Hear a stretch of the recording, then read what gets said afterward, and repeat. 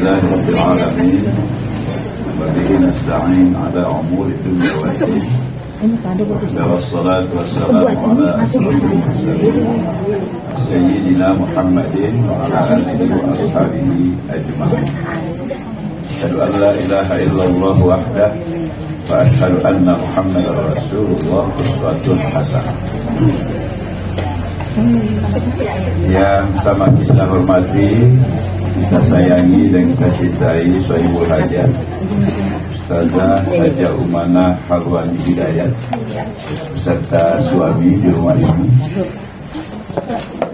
Yang kita hormati senator kita Ibu Haja Fahira Idris. Cuman saya nggak bisa mandang wajah dari depan, dari samping aja menjadi. Yang terhormat Dr. Kiai Haji Yusuf Mansur. Yang sama kita hormati Habib Ali bin Yahya, penulis terkenal kita Haja Umanah. Lain kali bisa nulisin saya nih berarti. Kemudian yang saya hormati Habib Hasan bin Hussein.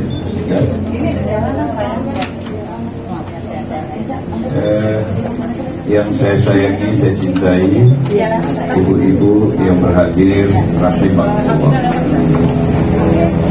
Saya selalu akan menyebut yang saya sayangi dan saya cintai kalau untuk ibu-ibu, karena saya 26 tahun diasuh oleh ibu saya, kemudian 40 tahun dijaga oleh ibu dari anak-anak saya sampai dia meninggal 1,5 tahun yang lalu.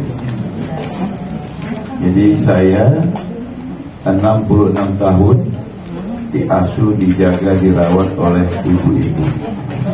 Karena itu kalau ibu-ibu saya pasti pakai kata yang saya sayangi dan saya cintai. Ibu keberatan gak ini? Setuju berarti? Alhamdulillah. Kita bersyukur hari ini kembali bertemu di hajatan Ustazah Haja Umanah, besan saya. Jadi saya punya besan di Medan, anaknya kawin dengan anak beliau, berarti kan besan saya juga. Ya memang pertemuan awal itu perseteruan karena masing-masing punya calon presiden. Tapi saya nggak pernah kapok kalau ditolak sepanjang yang saya perjuangkan itu benar. Kalau yang saya perjuangkan salah, begitu ada penolakan saya evaluasi. Oh berarti saya salah, saya harus ikut dia. Tapi begitu ditolak, saya evaluasi, ternyata yang benar tetap saya rayu lagi. Ya namanya ibu-ibu kalau dirayu terus pasti kalah juga. Kalau bapak-bapak biasanya sekali rayu langsung tumpang. Kalau ibu-ibu ini harus banyak cara lah. Alhamdulillah, ternyata kami sekarang satu perjuangan karena beliau salah seorang pengurus pusat Forum Silaturahmi Umi Muslimah Indonesia, yang saya adalah ketua Dewan Pembinanya. Ini ada di 26 provinsi di seluruh Indonesia. Dan beliau sekarang sudah menjadi salah seorang penggeraknya. Kita mengundang Ibu Hajah Fahira Idris untuk bergabung ke Fahmi Umi. Ya, untuk 2029 juga lah. Iya.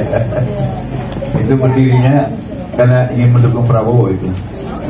Tapi sekarang ada di 26 provinsi. Waktu itu tentu saja Ibu Haja Umanah nggak ikut karena dia kan nggak dukung Prabowo. Untuk dia dukung, dia langsung masuk dan sekarang paling aktif. Bentar lagi mau bantu orang banjir bersama Fahmi Umi juga. Saya ditemani oleh Kasubag dari Kementerian Agama, Ibu Yuli Rahmawati.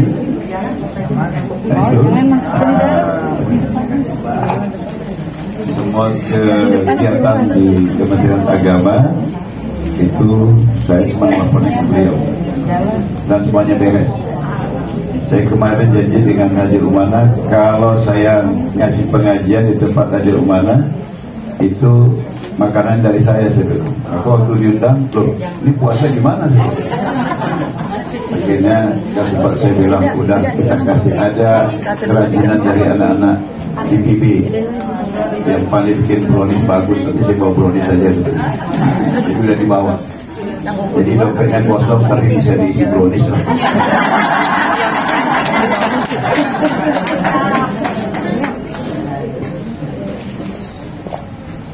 Jamaah rahimakumullah. Saya ingin menyampaikan satu ayat dalam surat At-Taubah. A'udzubillahi minasyaitonir rajim. Tapi agak serius ngajinya ini. Innallaha ashtara minal mu'minina anfusahum wa amwalahum bi anna lahumul jannah. Allah membeli dari orang beriman itu diri mereka dan harta mereka dengan surga. Ini ayat luar biasa karena Allah memposisikan dirinya sebagai pembeli, berarti diposisikan Allah kita sebagai penjual. Apa yang mau dibeli Allah? Diri kita dan harta kita. Apa alat bayarnya? Surga. Jelas, Bu?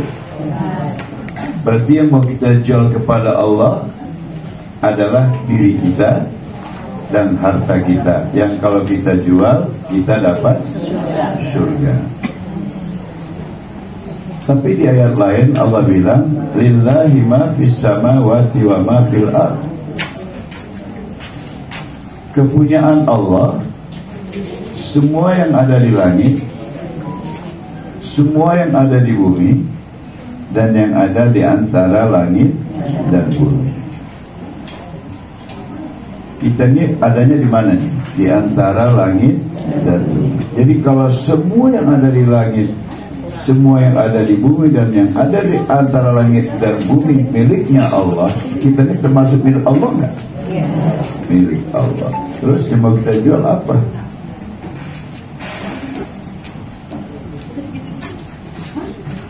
Ternyata ada sesuatu yang Allah secara otonom telah memberikannya kepada kita, yaitu kebebasan. La ikraha fiddin. Kebebasan. Itulah yang ditunjukkan oleh Nabi kita Adam alaihissalam ketika kemudian dia tidak dicegah Allah memakan buah khuldi. Disebut salah segala macam, tapi Allah ampuni. Tapi karena itu tidak berkembang biak seperti itu.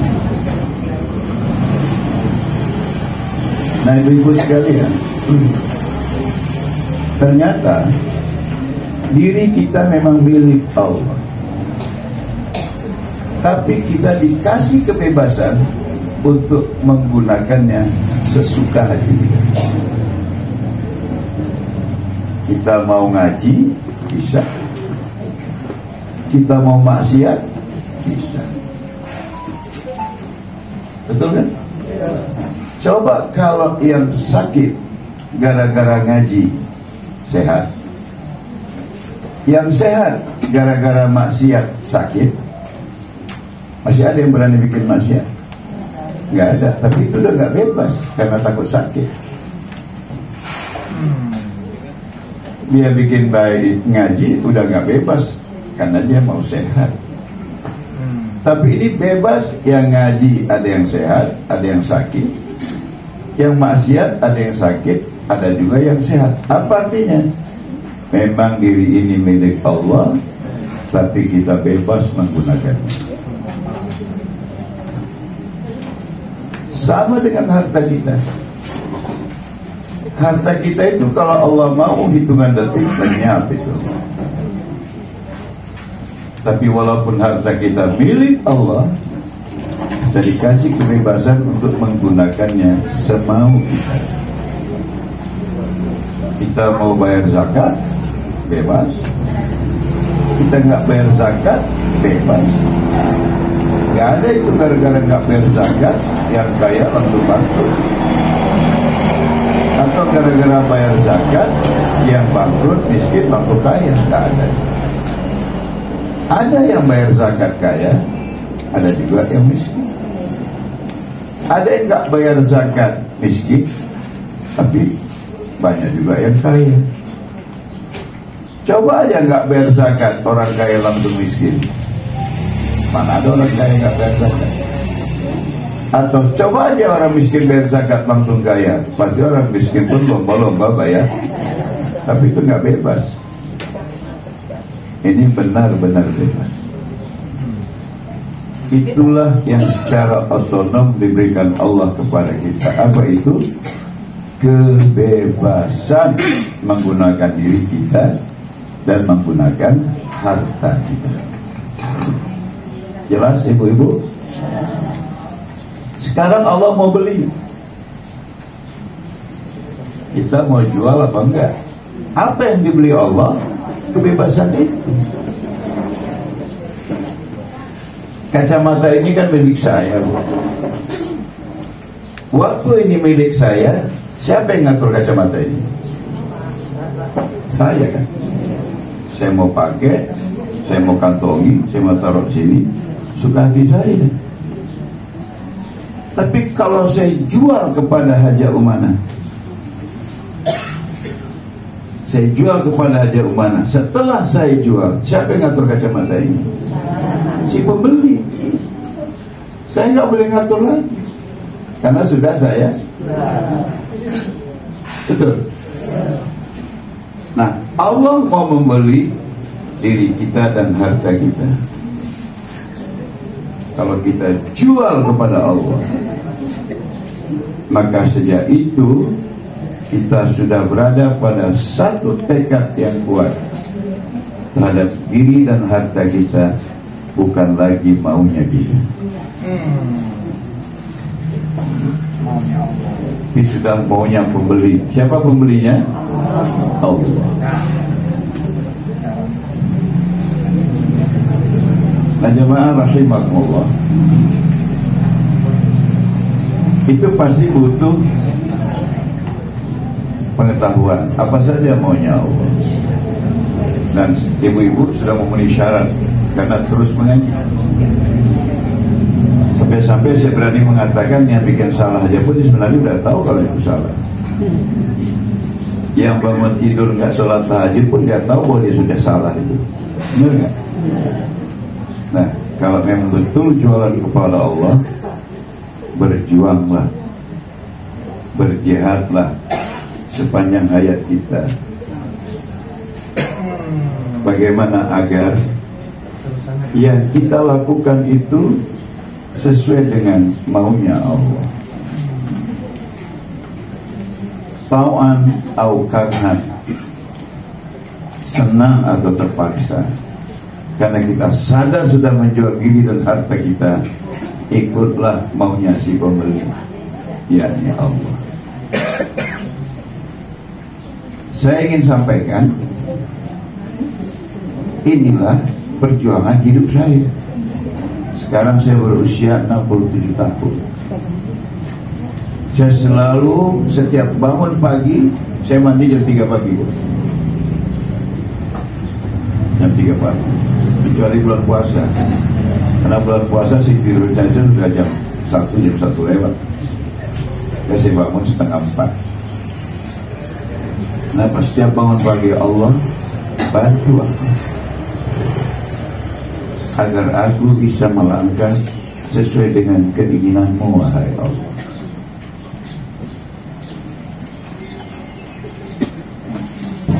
Ketika kesadaran itu ada di hati ibu-ibu, hidup ini semuanya menjadi medan perjuangan yang sangat indah, medan perjuangan yang tidak melelahkan.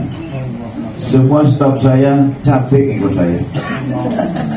Polisi aja itu 2 hari sekali tuker ini. drivernya 2 hari sekali bukan, staf saya ganti-ganti, tapi saya on. Kenapa? Allah, aku mengejar sampai pada satu titik, maunya engkau adalah maunya aku, dan semua keinginanku itu adalah keinginanmu, wahai Allah. Tidak ada lebih indah dalam hidup ini kecuali aku sampai ke titik itu.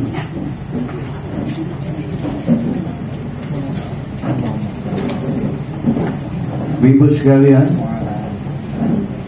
orang seperti inilah yang kalau saya baca hadis, kalau kau membela dirimu kemudian kau mati syahid. Kenapa mati syahid? Karena kita tidak membela kepentingan kita. Diri ini sudah kita gunakan sesuai dengan maunya Allah. Jadi yang kita perjuangkan itu adalah sesuatu yang memang harusnya kita perjuangkan demi Allah. Kalau kau berjuang mempertahankan hartamu dan kau mati syahid.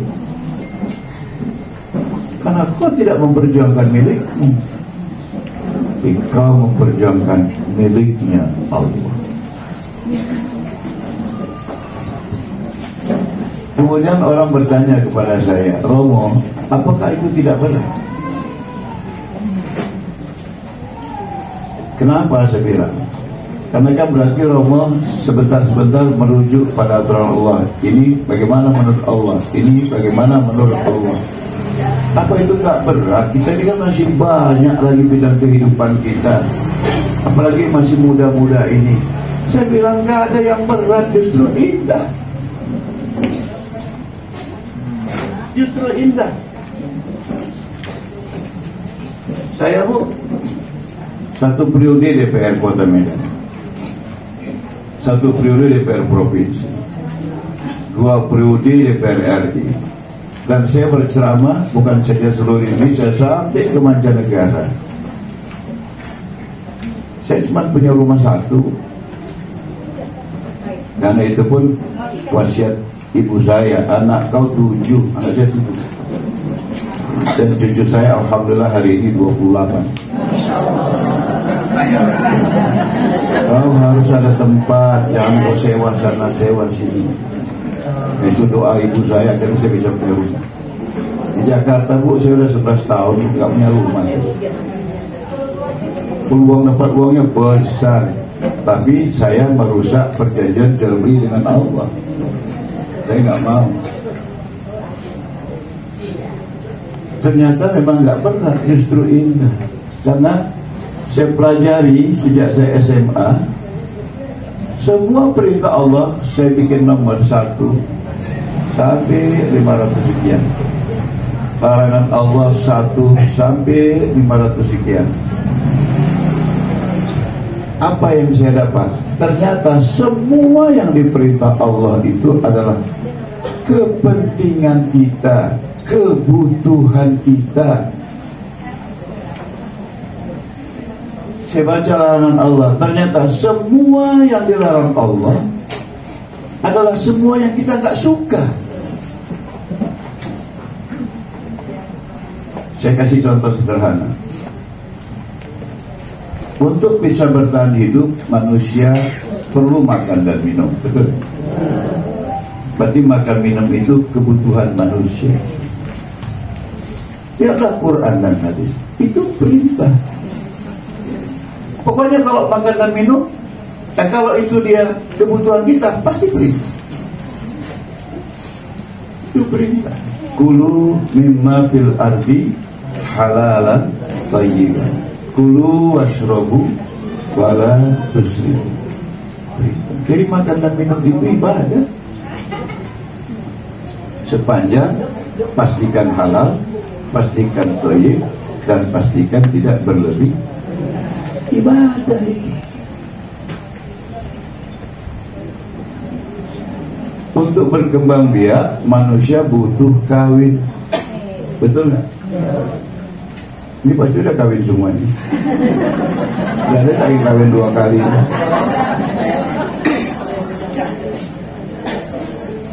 Karena itu kebutuhan manusia. Bacalah Quran, bacalah hadis, pasti perintah. Di sana hadis an-nikahu sunnah. Di sana ayatnya fankihu ma taba lakum, perintah. Jadi nikah itu ibadah. Walaupun ada yang kebablasan bolak-balik nikah.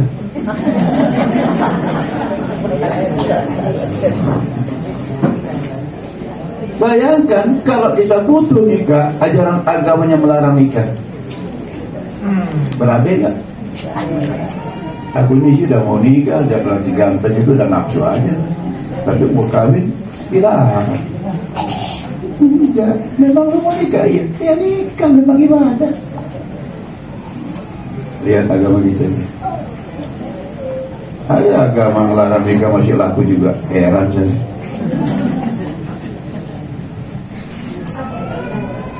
Kalau ibu ke kamar mandi Haja Umanah ternyata bersih, apa ada yang bilang ini? Kamar mandi kayak gitu. Ada yang bilang gitu. Enggak pasti. Alhamdulillah kamar mandinya bersih. Tapi kalau jorok, jalannya pun jinjit gitu tuh, saking jijiknya. Ternyata kita suka Innallaha yuhibbut tawwabin. Ya memang itu perintah Allah bersih. Dia nanya saya, ada satu romo ini, ibu-ibu itu kan suka berhias, apakah itu juga perintah? Saya jawab, bukan cuma ibu-ibu yang suka berhias, bapak-bapak juga. Yang pikir mentang-mentang Habib nggak berhias, hias tuh. Milih sorban Habib tuh milih tadi. Jangan Ustaz Mansur, ya udah jelas. Cuman dia belum cukur aja itu aja. Kita semua suka berhias. Ternyata Allahul Jamil yuhibbul jamal. Ya memang berhias itu perintah. Nah, ibu bajunya hitam, tudungnya agak abu gelap, kan cocok. Aja kemana udah jagonya putih semua. Coba di mana roknya, di mana bajunya, di mana jilbabnya, warnanya macam-macam kayak ondel-ondel kan? Ini kan semuanya milik. Jadi jangan takut ibu berhias, karena itu juga ibadah. Asal jangan untuk maksiat. Nah jemaah rahimakumullah. Makanya Allah bilang, man amila salihan min dzakarin aw untha wa huwa mu'min falanuhyiyannahu hayatan thayyibah. Laki-laki dan perempuan yang dengan imannya mentaati Allah, aku pastikan, kata Allah, bahagia. Kenapa bahagia? Karena yang dilakukannya itu semua kebutuhannya. Apa yang dibutuhkannya, itu yang dia lakukannya. Padahal itu sama dengan mentaati. Makanya ketika orang tasawuf mengatakan man arafa nafsah faqad arafa rabbah, itu selalu diterjemahkan langsung Allahnya. Saya lihat Allah lewat kuasanya, yang mengenal dirinya, yang mengenal aturannya. Apa yang mengenal kebutuhannya, dia pasti kenal dengan peraturan Allah. Karena peraturan Allah itu memerintahkan semua yang menjadi kebutuhan. Sebaliknya, semua yang dilarang Allah memang kita nggak suka. Apa ada yang suka kecurian hartanya? Apa gini sama Jamona, alhamdulillah Ibu Haja kemarin TV kami hilang. Ini barusan kemarin tadi motor sekali gua hilang, alhamdulillah banget kerja. Ada yang gini. Tanya sih kalau gendeng gitu. Gak ada yang suka kecurian, benar Bu? Jangankan motor, dasternya udah butuh dari kehilangan, nyarinya setengah mati. Di mana daster mama ini? Semalam mak taruh di sini. Mendaster yang kerjanya udah banyak peniti itu. Nggak ada yang suka kecurian, benar? Al-Quran, mencuri diperintah apa dilarang? Kenapa dilarang? Karena kita memang gak suka. Bayangin kalau mencuri itu perintah Allah, apakah berarti kita beragama ini? Hati-hati. Kalau lu ambil motor gua, sorry bu, namanya ibadah di kan Ramadan. Ini enggak, kita enggak suka kecurian, mencuri dilarang. Ada enggak yang senang anak gadisnya dizinahi orang? Ada? Enggak ada. Saya tanya bapak, apa bapak suka istri bapak dizinahi orang? Enggak. Kalau anak gadis bapak dizinahi orang, gua bunuh itu orangnya. Berarti memang gak ada yang suka perzinahan. Terus apa kata Allah? La taqrabu zina. Jadi kalau Allah melarang zina, ya iya, karena kita memang gak suka itu dengan zina.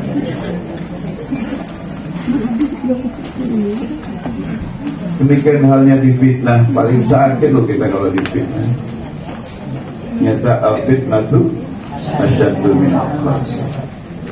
Jadi kenapa itu dilarang Allah?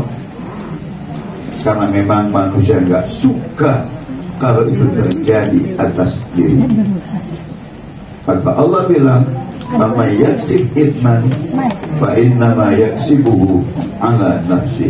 Siapa yang melawan aturan Allah, sesungguhnya dia menyiksa dirinya sendiri.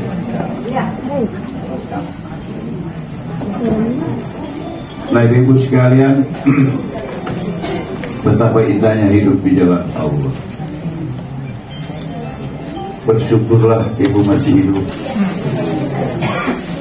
karena penjelasan Al-Quran hampir 98% orang yang sudah berpulang sebelum kita gak pernah berhenti teriak minta sama Allah agar dihidupkan lagi, karena nyesel sudah macam-macam.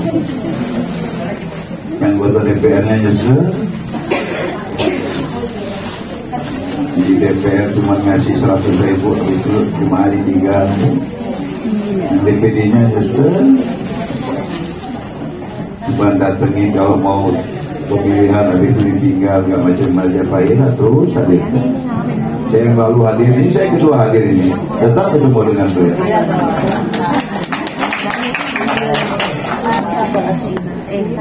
Nyesel, yang polisi nyesel, yang jaksa nyesel, yang jadi ustaz nyesel, yang jadi ustazah nyesel. Kalau Haja Umanan memberi manfaat, ada yang cuma manfaatin jemaah, kan? Semuanya teriak, Allah hidupkanlah kami.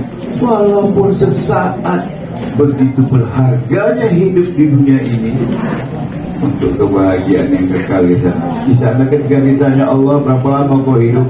Ya, ada yang hidupnya sampai setengah hari menurut ukuran akhirat, tapi menanggung akibatnya khalidina fiha. Tapi kalau itu sesuatu yang baik, kita juga akan menikmatinya khalidina fiha. Karena itu saya bilang sama anak saya, kalau ibu ketemu anak-anak saya, ibu gak akan nyangka ini bapaknya pada jadi anggota DPR, sekarang wakil menteri. Sederhana, dia buka warkop, tapi S1 semua gitu. Ada yang S2 juga, sekarang ada yang mau S3. Tapi hidup semuanya, kenapa? Setiap dia punya kelebihan, yang terfikirnya adalah bagaimana memberi manfaat kepada orang lain. Dan alhamdulillah, yang laki istrinya setuju, yang perempuan suaminya dukung. Akhirnya mereka hidupnya udah macam saya itu. Ya kalau sekarang saya Alphard, ya karena saya wakil menteri itu dari negara, ada pengawalnya lagi. Itu fasilitas yang diberikan negara kepada saya, bukan milik saya. Nah, karena itu sekarang setelah ibu-ibu mendengar penjelasan saya, terus mau seperti apa jawabnya terserah pada kita masing, karena kita diberi Allah kebebasan. Tapi kalau memang ingin beruntung, wabtaghi fima ataka Allahu darul akhirah persiapkanlah akhirat yang bahagia itu. Wala tansa nasibaka minad dunya, dengan melakukan ketaatan kepada Allah selagi berada di dunia. Udah sebentar hidup. Ada orang nyinggung kita terus dendam ngapain? Udah. Saya belum pernah bertemu dengan orang sebaik Haji Prabowo Subianto. Semua yang memusuhinya ditemui. Ada satu jenderal gara-gara dialah Prabowo dipecat. Gara-gara dialah Prabowo berpisah dengan anak dan istrinya. Gara-gara dialah dia harus tinggal di luar negeri beberapa tahun. Sekarang dirangkulnya. Kalau cerita Anies Baswedan, waktu Jokowi 2014 jadi presiden, tiap hari maki-maki Prabowo. Tapi 2 tahun gak sampai jadi menteri dipecat oleh Jokowi, yang ngampung Prabowo lagi. Dijadikan gubernur sama Prabowo. Begitu jadi, diumumkan bukan datang ke Prabowo, datangnya ke Surya Paloh. Masih teman juga Prabowo sama dia. Terakhir dibilang hanya oleh Prabowo 11 dari 100. Dan Prabowo gak balas juga. Manusia ini luar biasa. Yang terpikir sama dia sekarang adalah umat. Sekarang dia sedang membangun 200 sekolah rakyat. Karena dia mau gak ada lagi anak pemulung, anak orang yang tinggal di kolong jembatan dan gak sekolah. Harus kita putus mata rantai kemiskinannya. Kalau nggak bisa dikasih pengertian, mungkin di awal perlu disebut paksa. Sekolah, dikasih makan, dikasih pakaian, dikasih tempat tinggal gratis dan pemeriksaan kesehatan secara berkala. Sampai jadi orang. Di desa-desa dia akan bangun 60.000 koperasi. Karena dia sudah putuskan harga gabah 6.500, para tengkulak masih beli 5.700. Petani nggak berani nggak jual karena butuh uang, udah diijon lagi. Maka dia dirikan koperasi. Tahun ini selesai, setiap desa akan ada gudangnya yang akan memberi hasil panen. Kalau panennya padi, gudangnya biasa. Kalau panennya buah atau ikan, dibangun cold storage. Dan dia akan siapkan truk dengan harga yang ditetapkan oleh negara. Nggak boleh lagi tengkulak mengambil langsung kepada petani.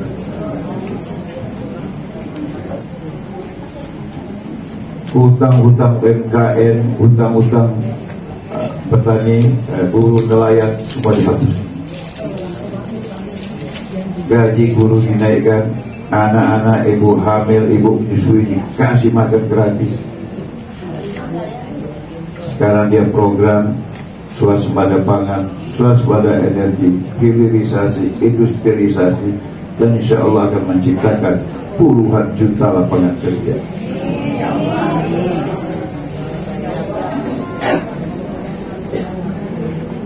Dulu orang ambil tambang di sini, dibawa ke luar negeri, uangnya nyangkut di luar negeri. Sekarang semua yang ngambil kekayaan Indonesia harus menyimpan uangnya di bank-bank Indonesia. Baru keluar Perpres nomor 8 tahun 2020. Saya mewakafkan diri saya, dan saya akan bahagia meninggalkan dunia ini ketika melihat rakyat-rakyat yang selama ini terpinggirkan, rakyat-rakyat yang selama ini sangat miskin tersenyum menghadapi kehidupan. Lalu saya bahagia menghadap Allah Subhanahu wa Ta'ala. Karena itu saya pasang badan untuk dia. Karena sekarang luar negeri lagi marah. Dia bangun Danantala, maka menghentikan hutang luar negeri. Jadi sekarang perusahaan-perusahaan ambil hutangnya ke Danantala dari Indonesia untuk Indonesia, nggak nambah hutang luar negeri. Tapi orang luar negeri sekarang marah sama dia, Bu. Kenapa? Karena swasembada pangan berarti nggak impor pangan lagi. Swasembada energi Jadi nggak beli minyak dan gas dari luar negeri lagi. Hilirisasi berarti kita jual, nggak menjual barang mentah, tapi barang jadi. Industrialisasi berarti kita buat motor sendiri, buat mobil sendiri, sedang berjalan buat pesawat sendiri, yang sudah buat kapal sendiri, buat kereta sendiri. Kenapa luar negeri marah?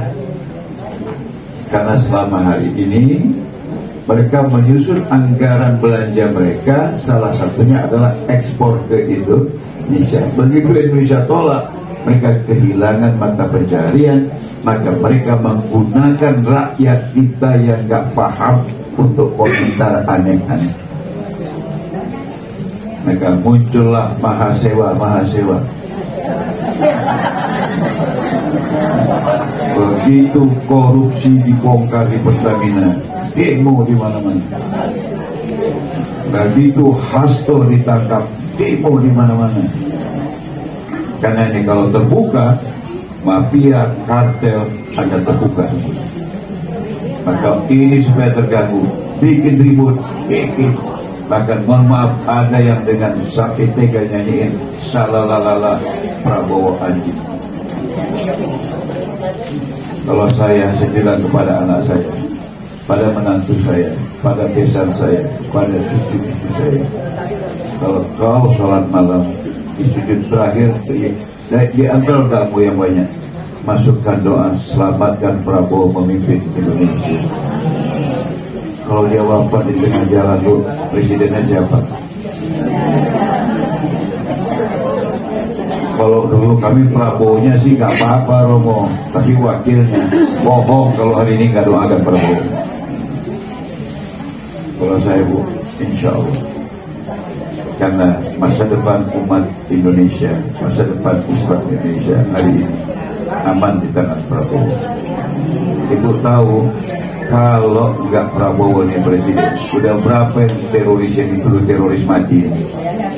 Kalau ada ribut sini pasti teroris, ada rusuh di sini buat teroris. Karena teroris itu pengalian isu, tapi korbannya umat Islam. Yang dia presiden, ini sudah 6 bulan, ada nggak teroris? Memang nggak percaya ada teroris itu buatan pejabat-pejabat Indonesia aja. Dan saya hafal, kalau ada 5 ahli teroris dari Republik ini, salah satunya saya. Karena saya adalah ketua pansus undang-undang teroris yang sekarang berlaku di Indonesia. Saya ketua pansus. Nah, sejauh mana terima kasih masih terus memilih bidang kegiatan memberi manfaat kepada umat dengan ilmu yang ada. Alhamdulillah dibekali dengan kemampuan oleh orang tua, dengan ridho dan petunjuk Allah Subhanahu wa Ta'ala, hari ini masih bisa membersamai hamba-hamba Allah yang ingin dekat kepada Allah. Ibu Haja adalah salah satu acuan mereka. Insya Allah ketika ibu tetap istiqomah, amal-amal mereka ini pahala juga akan mengalir ke ibu. Udahlah, dunia ini gak akan habis-habisnya. Kalau kepada seorang laki-laki kata Rasulullah, kasih 2 gunung emas, dia masih mencari gunung emas yang ketiga. Padahal 10 kilo aja ngabisinya sampai mati. Tapi itulah dunia. Makanya jangan pernah tertarik dengan keindahan dunia. Karena di perjalanan Isra Mi'raj, indahnya dunia ini seperti nenek tua yang berhias. Artinya apa? Sebentar lagi dia akan berakhir. Sangat bodohlah kita kemudian terperangkap dengan keindahan dunia ini. Masih ada keindahan abadi yang dijanjikan Allah. Dan kalau ibu mau tanya sama saya, di dunia ini gak ada lagi yang indah bagi saya.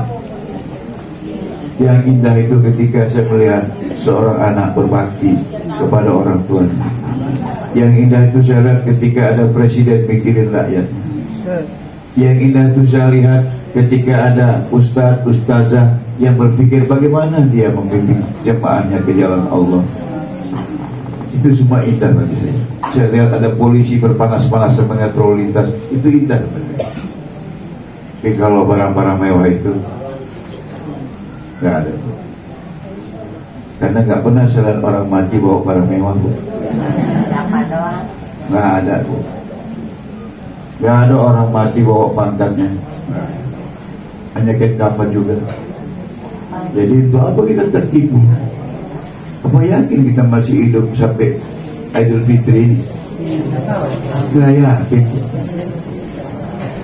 Maka Umar bin Khattab radhiyallahu anhu ketika disuruh anaknya, berhutang aja lah ayah ke Baitul Mal, ganti baju ayah yang koyak-koyak itu, nanti kan bisa ayah angsur.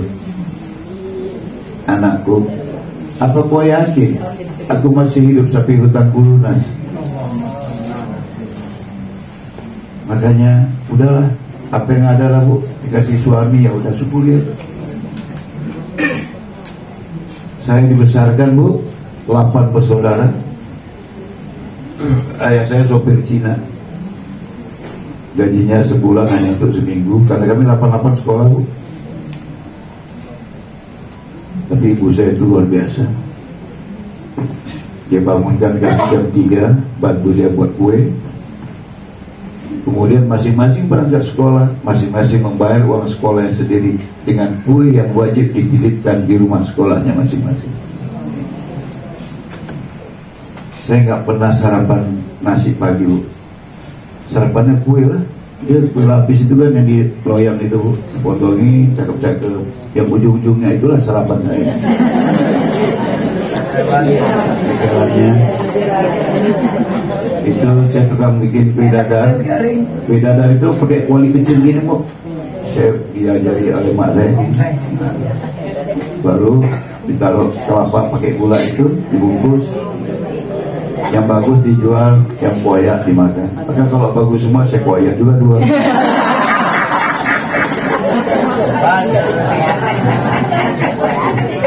Mak saya pelihara ayam, Bu. Ayamnya banyak sekali. Dan kalau bertelur saya batasi 7 aja ya, nak, supaya jadi semua gitu. Iya, Mak.